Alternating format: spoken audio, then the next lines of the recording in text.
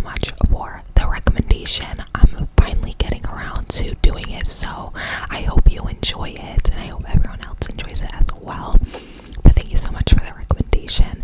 Leave some recommendations in the comments below. I do see them, I screenshot them, and if you don't see it right away, don't fear, because I will probably be looking into it later down the line at some point. But don't worry, I do screenshot it, I do see it, I make note of it, and I do it. So thank you so much for the recommendation. I super appreciate you. Alright, let's get started. In 1994, a murder investigation shocked the world. This is the case of Fred and Rose West, and it continues to haunt everybody who lived through it. Back in Gloucester, Rachel Carlisle was just starting out, a junior reporter at the Citizen, Gloucester's local newspaper. Young, green, and eager to prove herself, she had only recently been promoted to crime correspondent. Nothing could have prepared her for what was about to unfold. On the morning of February 24th, 1994, Rachel got a call from reception. One of the paper's sellers had shown up at the back entrance with a tip. Police are digging up a garden on Cromwell Street. The address was just a short walk from the office, so Rachel and a photographer grabbed their coats and headed out the door.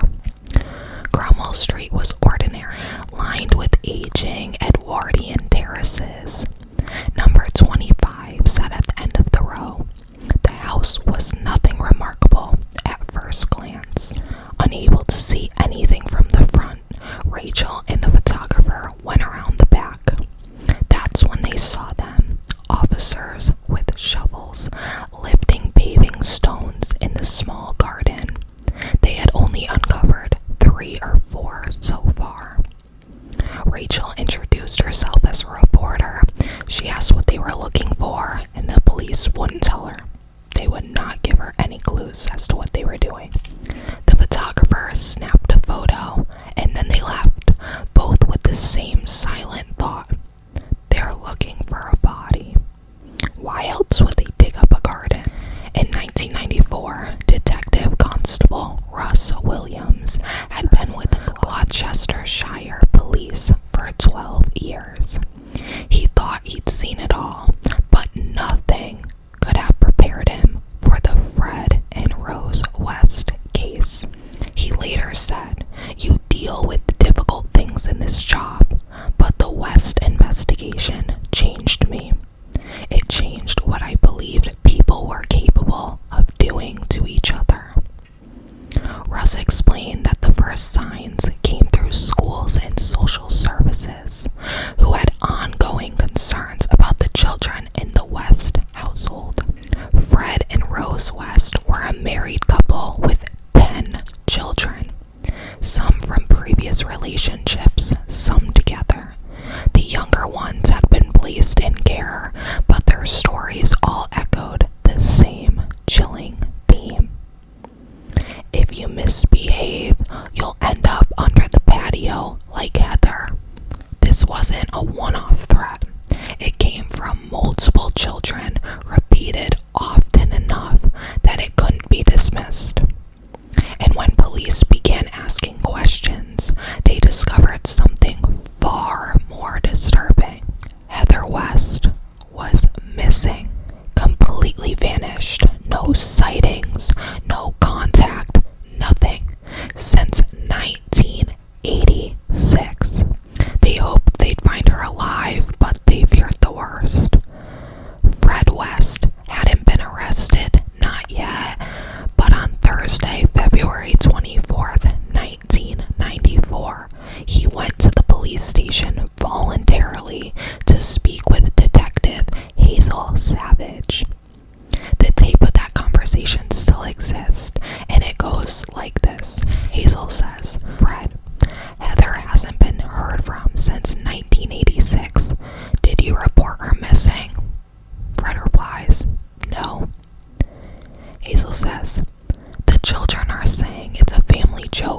she's under the patio.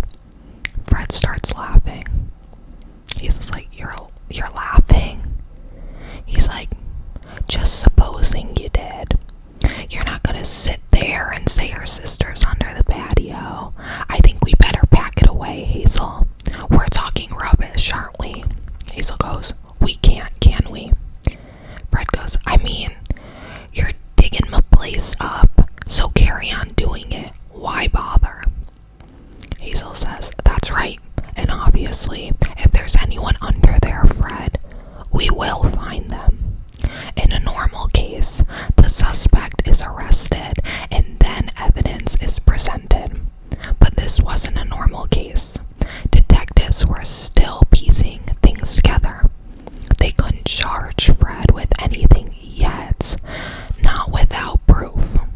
Meanwhile, journalist Rachel Carlisle got another tip. They're looking for a girl who's been missing for 8 years. She went straight to the registry office and requested the birth certificates of anyone in that house that might match the date of this person who was missing. And they were handed Heather West's birth certificate. Rachel called the police. She's like, is it true you're looking for Heather West? They were stunned that she found this out, and they reluctantly confirmed it. Later that day, the Citizen ran the headline that would change everything. Police hunt for body. As the Citizen broke the story, other local and national news outlets quickly descended on Crummell Street.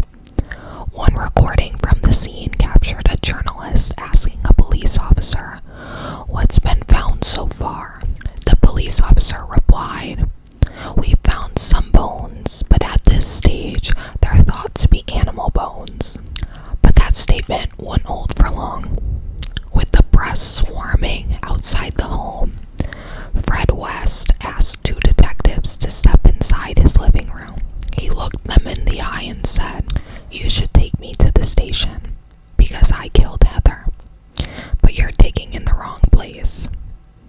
Fred's solicitor, I didn't realize solicitor also meant lawyer, so I don't know if that's a UK thing, solicitor, but it means lawyer for any of my US people.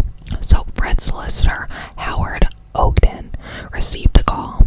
Fred West had now been arrested on suspicion of murder. Howard rushed to give him legal advice. You know, the standard defense instructions, don't say anything until I get there. But Fred goes, well, I've already admitted it. An official police interview was arranged. In the room were Detective Constable Darren Law, Detective Hazel Savage, Howard Ogden, Fred's solicitor, Fred West himself, and Janet Leach. She's Fred's appointed appropriate adult, which basically ensures Fred's legal and emotional needs were met. Howard Ogden would later describe what unfolded in that room as chilling and would affect all of them for the rest of their lives. Fred sat calmly as he recounted what happened. He said he never intended to hurt Heather, only to persuade her to stay home. But then something had changed.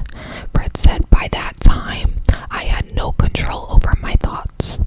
He described picking up a piece of electric flex, 13 amp, he believed, and tying it around her neck to make sure she was dead. Then, he said, he went back to the cupboard to find something to cut her up with. He used a bread knife. Fred showed no tears, no visible distress, and no remorse. After the recording ended, the group silently left the room. Howard Ogden recalled how they all, complete strangers, stood in the tea area and quietly embraced in a group hug. No words, just the weight of what they had just heard. Meanwhile, Rose West had also been arrested on on suspicion of murder. Her solicitor, Leo Goatley, was called in to represent her. When he arrived, he described Rose as looking rather dowdy, dressed in slacks and a loose-fitting top. When told Fred had confessed to killing Heather, she shrieked in disbelief. She kept repeating, "If Fred's done anything, it's that Fred West." To Leo, it was clear. Rose was pushing a narrative that everything was Fred's doing.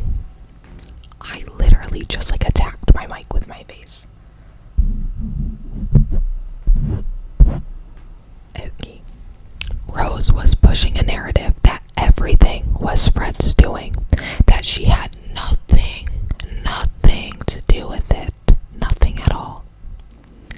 Fred West was still in custody when police officers brought him back to 25 Cromwell Street, this time to point out where Heather's body was buried. One investigator believed Fred had a strategy. If he confessed to killing Heather and gave them a body, maybe they just stopped digging. Maybe that would be enough.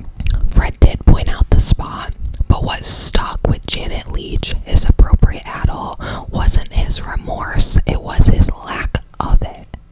She recalled how he seemed more upset about the state of his garden than about what he'd done. He smiled and winked at Janet, and when she finally asked him why he was doing that, Fred replied, "Didn't you see that bone sticking out?" The police began digging, and what they uncovered appeared to be human remains. Forensic pathologist Professor Bernard Knight, CBE, was called to the scene. The bones were filthy, caked in mud. He and the team washed them on site as best as they could. Then came something worse. Some of the bones showed deliberate damage, clean cuts consistent with an axe or sharp cleaver. In a recorded interview, Hazel Savage told Fred, "Professor Knight says no one can dismember a full-grown body clearly and quickly unless they're very experienced." Fred smirked and replied, "He obviously hasn't done it then." At this stage, there still wasn't enough to charge Rose West. She was granted bail, but the police were deeply concerned. She was taken to a safe house with older children, but investigators were not done. They planted a listening device inside the house, hoping Rose might slip, maybe offer an admission or say something about Heather's death. Meanwhile, journalist Rachel Carlisle worked to uncover what the West home was really like. She learned the top floor was rented out to lodgers. A few former tenants agreed to speak. They described it as a strange, uncomfortable place, full of men coming and going. Jane Hammer, one lodger, recalled, "Fred adored Rose. They were always all over each other, but Rose ran the house. You had to ask permission to move around, and sometimes they'd say no." She remembered bumping into another lodger, Shirley Robinson, who claimed she was pregnant with Fred's baby. Jane did not believe her at first. She said they were in a lot of danger, but didn't see it at the time. One night, Jane heard a child screaming, "Stop it, Daddy, stop it." A few nights later, the same thing. On the third night, it was clearer, louder. That's when she left, scared, but afraid no one would believe her. After all, she was 17 years old, and she was a runaway. Back at Cromwell Street, Professor Knight made a grim discovery. As he examined the remains, he realized there wasn't just 2 thigh bones, there were 3. That meant there was more than one victim. Investigators needed help. They contacted Professor Paul Britton, a forensic psychologist, to assess Fred West and determine whether more victims could be hidden.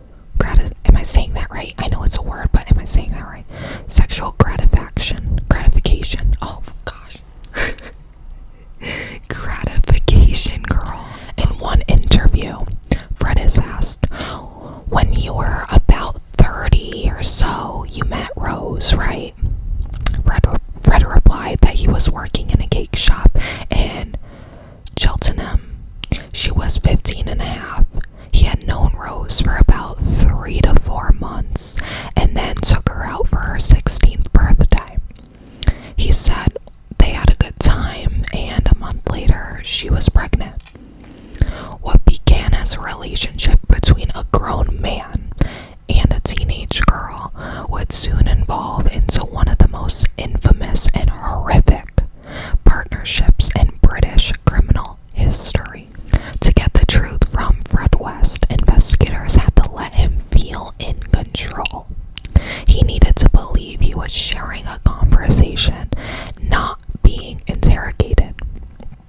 So Fred was allowed to relax, smoke, chat, ramble, and that's when the truth started slipping out. In one interview, Hazel Savage and the team told Fred they'd found another body in the garden. Fred confirmed it was Shirley Robinson, the girl who caused the problem, he said. He explained they'd been having an affair behind Rose's back and that Shirley had become pregnant. He claimed that on the day she died, Rose was in the hospital giving birth. Fred had just dropped her off when he returned home and found Shirley waiting. Shirley demanded, "You're going to take me to Bristol now." Fred refused. He said he had to get back to Rose, and that's when Shirley threatened to tell Rose the baby was his. He said, "So I turned around and smacked her straight in the jaw. She fell to the floor. I got a piece of flax and tied it around her neck." Janet Leach, the appropriate adult, reminded him, "You said earlier you dismembered her like you did Heather." Fred replied, I probably did. I was looking at her body and I thought, where's this gonna end? By this time, I'm realizing that is 3. Sorry, 2, not 3. But that wasn't the end. Eventually, Fred admitted there were 3 bodies. Heather, Shirley, and another girl he doesn't know. Someone he only referred to as Shirley's mate. That victim was Allison Chambers. While living with the Wests, Allison had written a letter home. In it, she described Fred and Rose as kind, warm, and generous. She wrote, "They've taken me in. It feels like a real family." But behind closed doors, she had become the 3rd known victim. On March 4th, 1994, forensic psychologist Professor Paul Britton advised police to push harder. He told them to escalate the pressure. "Tell Fred you are now going to dig up floors in the house, starting in the cellar. If you do this, Fred will suddenly start remembering different possibilities." So the investigators told Fred they are starting in the basement. At first, Fred claimed there was nothing else. "I've told you everything already." Then there was like a 3-minute silence.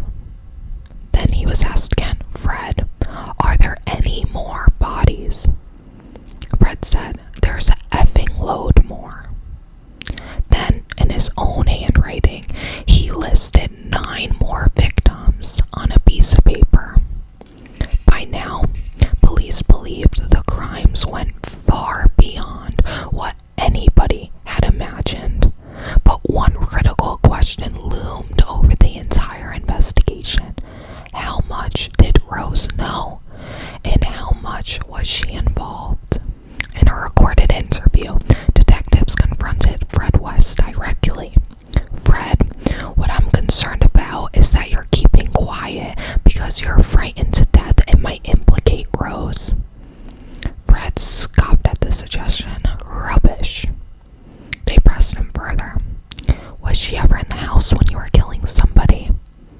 "No." "Was she there when you were cutting them up?" "No." And then Fred added, "She knew nothing of what I was doing, because I'm sure of one thing. If she had known, she would have been the first to report me." Detectives were not convinced. Too much was pointing toward a shared silence, if not a shared guilt. By March 5th, 1994, what had begun as a missing persons investigation had now become something much darker. 3 bodies unearthed from the garden. A handwritten note from Fred confessing to 9 more victims, and new information that would open the door to even more horror. Fred had been talking with Janet Leach, his appropriate adult, when he revealed something new. The other girls, they're in the cellar. Janet handed him a piece of paper. Fred took a pen and, without hesitation, drew a rough floor plan of the basement. He pinpointed the locations where the bodies were buried. He couldn't remember their names, so he numbered them instead. Fred was taken back to 25 Cromwell Street, this time to the cellar. He calmly pointed around the room, identifying spots where the victims had been buried. Janet remembered the moment vividly. It was strange. Fred would get a little upset, then snap back like nothing happened. It was like there were 2 versions of him, the casual storyteller and the killer. The cellar itself was haunting. Dark, damp, cool. And the smell, she said, even when I went to sleep later, I could still smell it. On March 6th, the police began removing the concrete floor from the cellar. What they uncovered was horrifying. 3 more sets of human remains. This brought the total to 6. In a recorded interview, Fred West described his relationship with Rose in cold, calculated terms. I trained Rose to do what I wanted. That's why our marriage worked so well. She'd never had a wild life, and she just blended into mine. During the same interview, Detective Hazel Savage asked him directly, "Would Rose act under your instruction?" Fred's response was chillingly simple.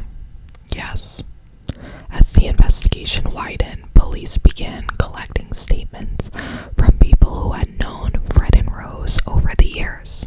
One man said he first learned about Rose's sexual activities not from her, but from Fred himself. Fred openly bragged that Rose was working as an escort from their own home.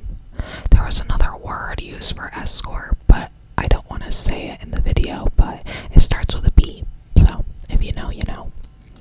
When questioned, Rose didn't deny it. "Fred made me do it," she said. One of the secret recordings from the safe house caught Rose saying, "I was in love with your father. Whenever I made love with your father, that was it for me. But I had to go out with this bloke I didn't like and climb into bed and make love all night and come home in the morning." As the investigation deepened, police began speaking with anyone who had come into contact with Fred and Rose West. The goal was clear. Who were the Wests really? What did people know about their lifestyle and what had gone unnoticed for years?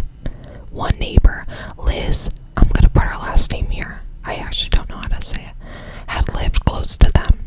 And slowly, Rose began to confide in her. She asked how I felt about her being an escort, Liz recalled. I told her it was none of my business, but Rose did not stop there. She told Liz that the bedroom was wired with microphones and cameras. Anytime she had a client, Fred would be in the next room, listening in. Then came a moment Liz would never forget. Fred invited her into the cellar. He joked about not knowing what to do with the space. "Maybe I'll turn it into a playroom for the kids," he said, then nudged her and added, "Or maybe I'll make it my torture room. Think what I could do to you down here. Nobody would hear a thing. I'll soundproof it." What sounded like a grim joke at the time was anything but.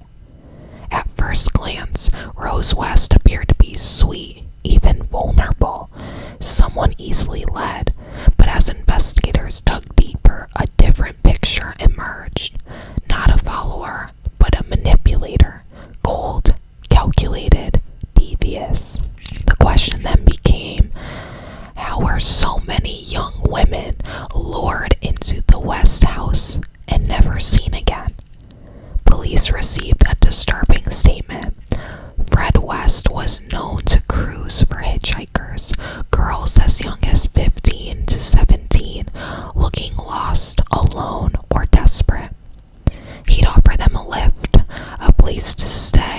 sometimes even have them work as an escort, but the truth was far darker. Fred had no interest even in their names. "I didn't want to know them," he said.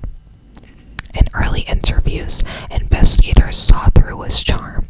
Fred was not remorseful.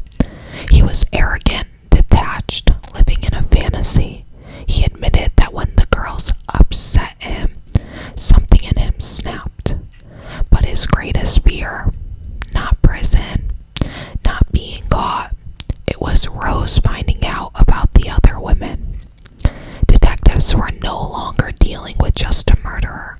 They were staring into the mind of a sadistic, sexual psychopath. And then, on March 8th, 1994, the horror deepened. More human remains were discovered beneath the house, bringing the total to 9. The names began to emerge from the shadows. Heather West, their own daughter, just 16. Shirley Robinson, 8 months pregnant with Fred's child. Allison Chambers, a teenager from a children's home in Gloucester. Linda Gow left home in 1973. Carol Cooper, a runaway from a Worcester care home. Lucy Partington vanished after visiting a child in Cheltenham. I'm sorry if I'm saying this name wrong. Therese Siegenthaler, I'm going to put it here. A Swiss student hitchhiking through England. Shirley Hubbard, raised in foster care. Juanita Mott, a former lodger. Each one drawn into 25 Cromwell Street. Each one never seen again. Fred West had a line he wouldn't cross. Not to the police, not in interviews, not even as the bodies piled up. He insisted that this was all done behind Rose's back. "I kept her pregnant. I kept her with other men. I did everything I could to keep her out of the way when I did things." Even as he confessed to murder after murder, Fred clung to one idea: Rose was innocent. She was the most important person in his world, the only one he needed to protect. He believed, or maybe just hoped, that he'd go to prison for life, and she would stay close, visit him, still love him, like none of it ever happened. But investigators didn't believe him. They'd heard the confessions, seen the evidence, talked to the survivors, and every detail, every lie, only deepened the suspicion. Rose didn't just know, she might have been involved all along. Caroline Owens had seen the news. She saw the names, she saw the house, and she broke down. She immediately went to police and told her story. Years earlier, before the murders came to light, Caroline had lived at 25 Cromwell Street. She was the nanny. Caroline said that when she was living there, she was not aware of what was actually going on, especially with Rose and the male visitors. But one night, Fred sat her down and said, "Rose and I want you to join our SEX circle." Caroline knew exactly what he was trying to do: groom her. She thought that this was dirty and scary, and so she packed her things and she left. But a few days later, on December 6th, she was hitchhiking to see her boyfriend in Tewkesbury. She saw Fred and Rose driving past. She didn't want to fight and didn't think they'd really hurt her, so she got in the car. Caroline had blacked out. When she woke up, her hands were tied behind her back. Fred stood over her, calm, manipulative, eerily collected. "Now just calm down. We're gonna take you back home. We'll clean you up, calm you down, give you a cup of tea, and then we'll take you home." Caroline described that both Rose and Fred undressed her, put a gag inside her mouth. Fred had then put a blindfold on her and placed Caroline on a mattress on the floor. Next, she knew she was getting sexually assaulted until early hours of the morning. When that stopped, Fred grabbed her by the throat, lifted her up, shouting and telling her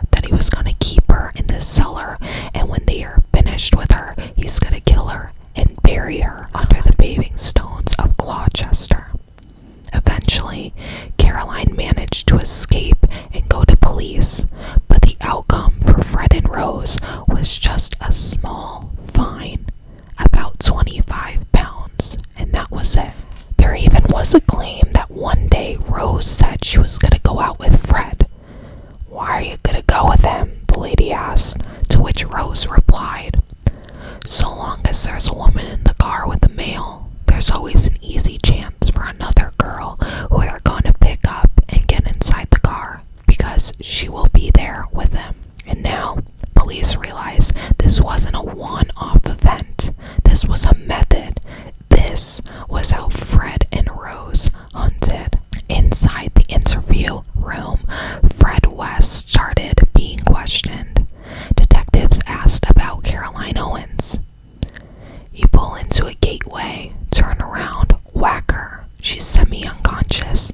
Fred didn't flinch. "Rubbish." The investigator continues. "She's tied up, taped, taken back. You were with Rose?" Fred shook his head. "No, I was always on my own when I went out." Hazel Savage wasn't buying it. Rose sat on her. That's the truth.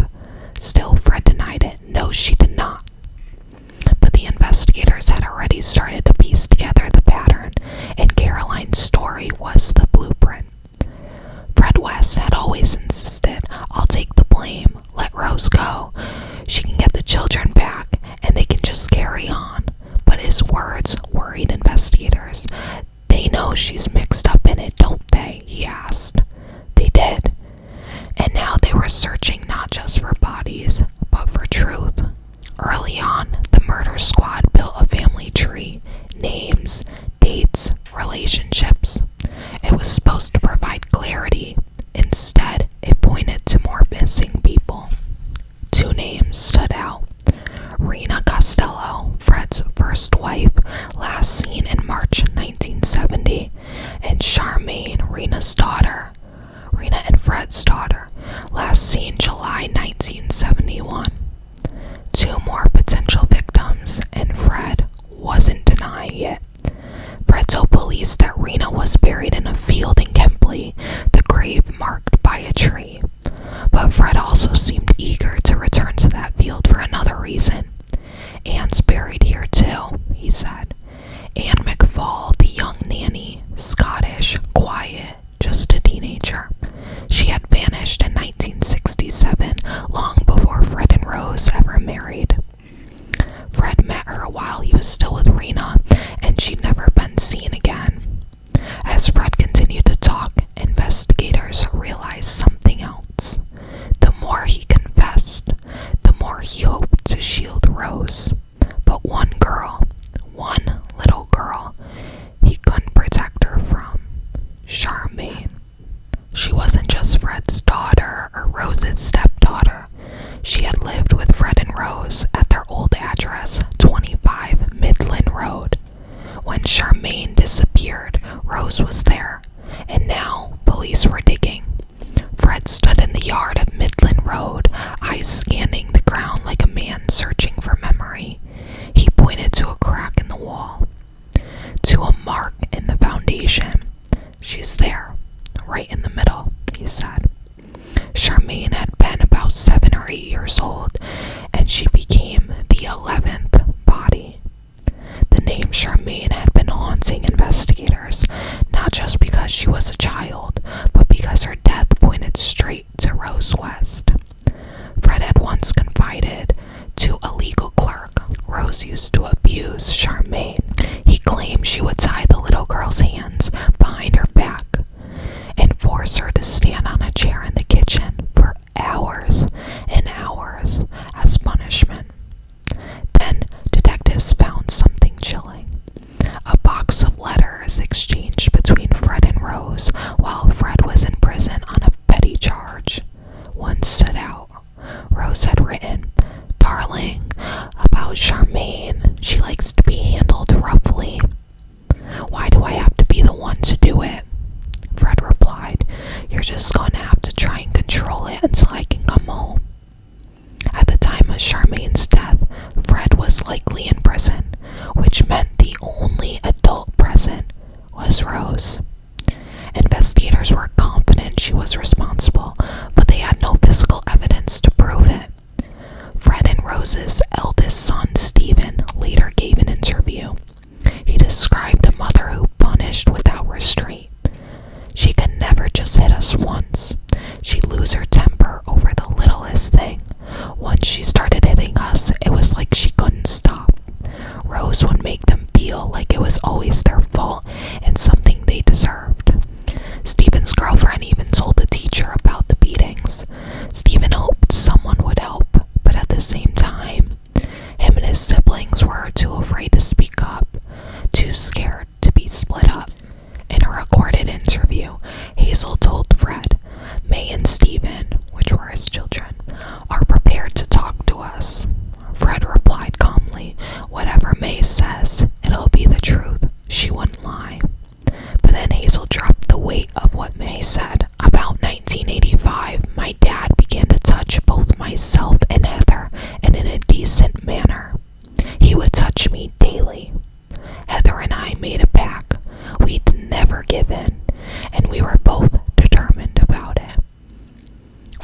asked about this, Fred had no comment.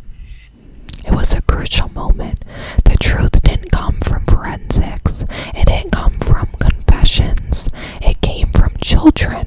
Children who were not believed. Children who had endured the worst. And yet, they still spoke out. Without them and their bravery, this case may never have come to light. By now, all 12 victims had been recovered, their identities confirmed. Investigators had enough to charge Rose West, but even now, she blamed Fred. And Fred, he took the blame every time. Because in Fred's world, there was only one person he ever wanted to protect, Rose. Fred West stood before Gloucester Magistrates Court on June 30th, 1994. Moments later, Rose arrived. It was the first time they had seen each other since their arrest 4 months prior. Fred reached out. He placed a hand gently on Rose's shoulder. She didn't flinch. She didn't look at him. She didn't even blink. And just like that, Fred's illusion of loyalty shattered. Later, behind closed doors, Fred told investigators, "You know what Rose is doing now, don't you? She's distancing me and her." He asked aloud, "Did she ever love me at all? Or was I just someone to use? I was an easy touch. Did as I was told and never interfered." Fred was beginning to see the truth. Rose was cutting him loose. When asked again about whether or not there was any other person who was common to the 12 bodies, Fred's tone shifted. "Well, it's obvious, isn't it? Someone else was involved." He paused and confessed, "The reason I could not tell the truth is because I'm protecting somebody, and I am still protecting somebody. Why should I take the rap? Rose broke every promise she made to me, but I did none of it on my own." His son Stephen visited him in prison. Fred cried. He told Stephen he'd never tell anyone the full truth because it was worse than anyone could imagine. "I'll die with them never knowing." And he did. On January 1st, 1995, Fred West was found hanging in his cell. Stephen had warned the inquest his father had planned to harm himself in the belief that it would free Rose. But the families of the victims were so angry when they heard this news. They called it a coward's way out. With Fred gone, the spotlight turned to Rose. Her solicitor, Leo Gottlieb, claimed the case against her was now flimsy. Fred had made the admissions. Rose had denied everything. When Leo saw Rose after Fred's death and told her the news, she was quiet, a single tear in her eye, and what he described as a slight look of glee. In her mind, with Fred gone, she may have thought she was off the hook. But one piece of evidence would change everything. Charmaine West. Using a photograph and dental analysis, investigators estimated the date of her death. Fred was in prison at the time. Only Rose could have killed Charmaine. She was charged with her murder. Now, October 3rd, 1995, at Winchester Crown Court, the most harrowing case in British criminal history. Sir Brian Levison, QC, for the prosecution, Richard Ferguson, QC, and Sasha Wass for the defense. Rosemary West pleaded not guilty to 10 murders. No eyewitnesses, no confessions, only circumstantial evidence and the stories of survivors. Caroline Owens, the one who got away, returned to testify. She had been abducted, gagged, blindfolded, raped. You know what I mean by that. And nearly killed, but she survived. Now she stood for the girls who didn't. Caroline said she felt guilt for not pushing the case earlier. Guilt that those girls could have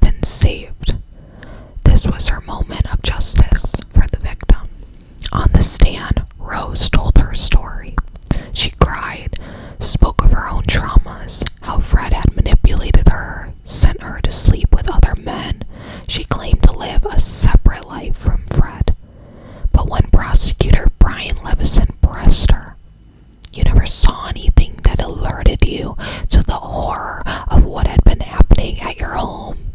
She said, "That's right, sir.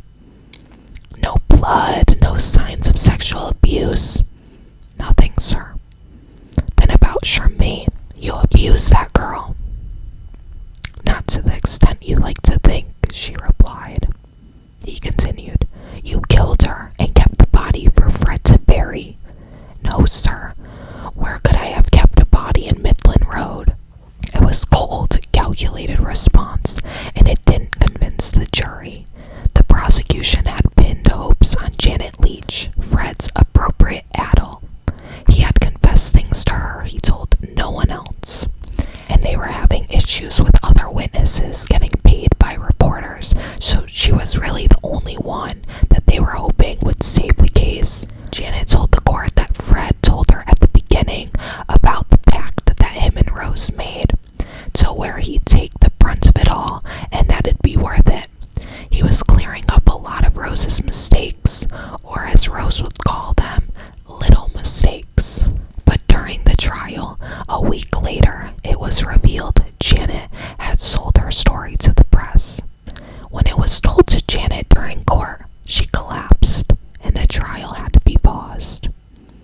When trial resumed, Janet returned in a wheelchair, and though her testimony remained, she was called damaged goods. Despite the hurdles, the case held strong. On November 22nd, 1995, the jury found Rosemary West guilty of all 10 murders.